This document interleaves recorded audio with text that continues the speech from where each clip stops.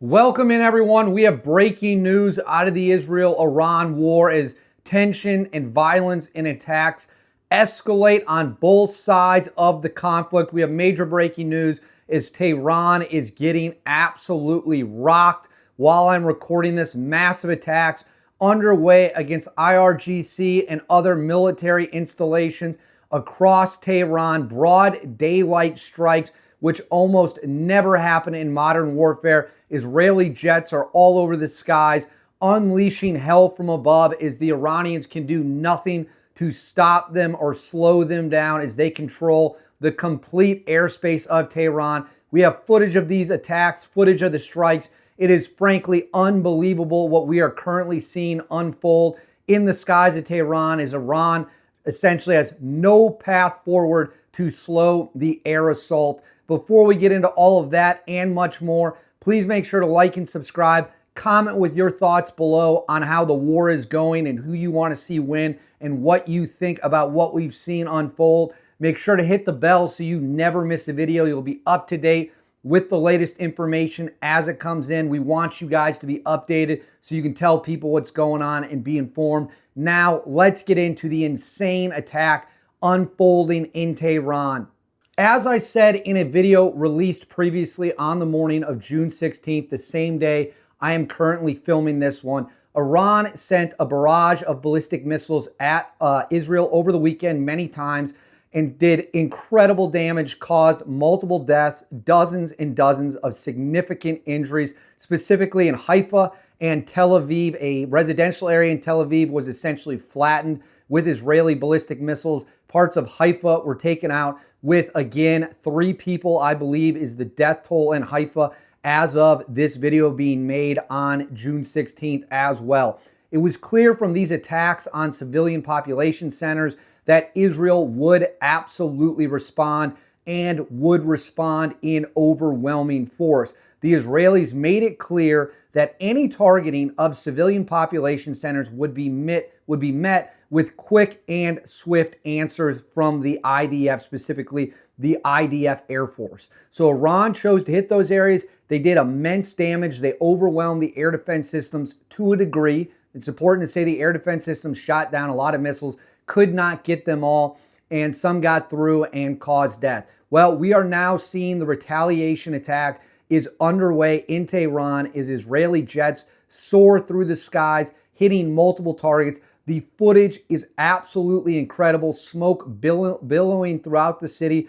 Damage is significant. It appears the Israelis meant it when they said they would not tolerate civilian population centers being targeted. And now revenge and retaliation strikes are currently underway as I'm filming this. So this information is incredibly fluid, but we have multiple different areas of Tehran that have been hit. We have the videos. We see just massive clouds from the bomb impacts. We see people caught up in the chaos.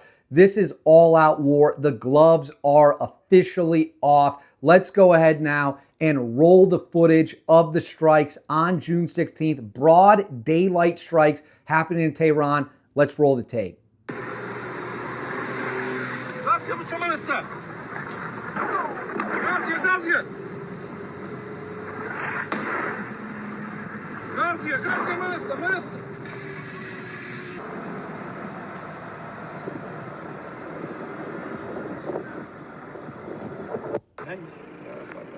کارداری دیگه بعد بگیری رد می‌کنی میری بعد ولش کن.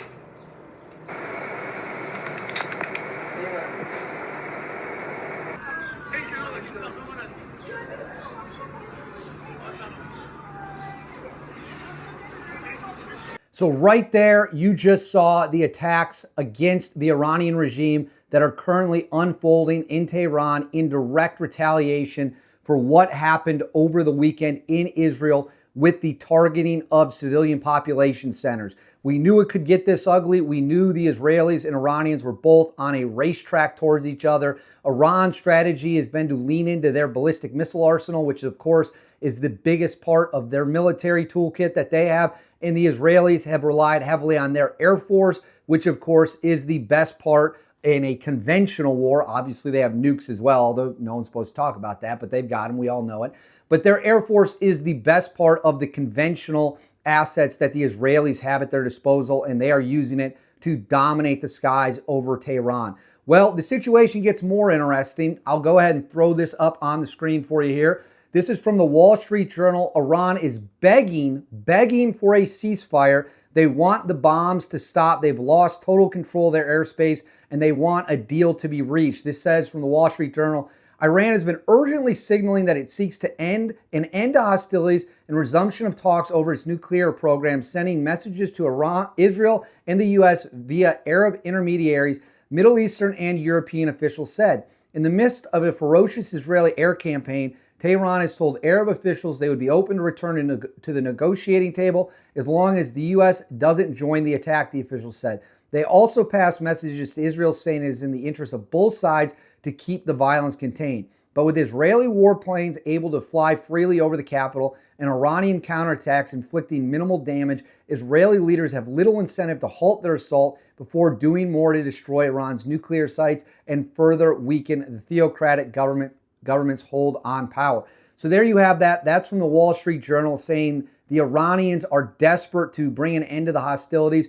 But obviously the Israelis are not, because they are in complete control. They have control of the airspace, and they are able to carry out broad daylight attacks. That is unheard of between major militaries with conventional weapons due to the fact generally your air defense systems would be able to halt these attacks. You'd want to fly them at night hoping to catch the other country off guard. With their air defense systems completely destroyed, Israel has no need to do that. They can go in broad daylight, and thus, why would they give up now when they're the ones who hold all the cards? So the question obviously is, where does it go from here? What are the next attack strikes we're going to see? Let's get into that right now. In terms of what comes next, I think we are going to see major escalation on each side as this battle continues. There is no reason the Israelis, with a dominating performance, are going to feel the need to back off whatsoever.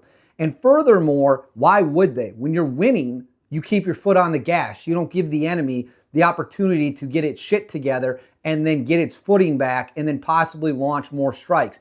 Do I understand why Iran would want this to end? Yeah, because they lost control of the airspace over pretty much the entire country, but definitely Tehran, and they have entirely clear flight paths from Israel. They can cross over Syria. Syria's doing nothing to stop them, not that they could even if they wanted to. And so Iran is in a real pickle here. Furthermore, I'll throw this up on the screen here for you.